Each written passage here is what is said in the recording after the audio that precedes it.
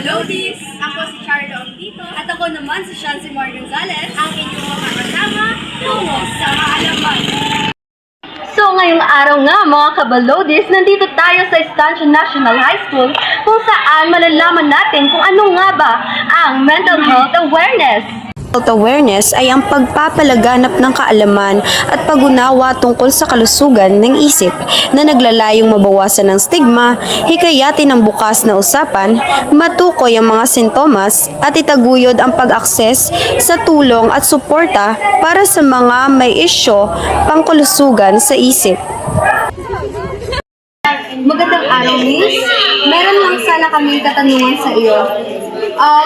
Para sa iyo, ano ang maitutulong ng mental health awareness? Salamat po sa pagpapatungan ninyo. Para po sa akin, maganda po makakatulong po ang mental awareness para sa ating lahat, lalo na po sa mga kabataan na nakakaranas ng depression, anxiety, lalo na ngayong henerasyon, marami pong nangyayari sa atin, marami pong conflicts at marami pong nararanasan ng mga kabataan. Makakatulong din po ito sa ating mental awareness para po maiwasan lang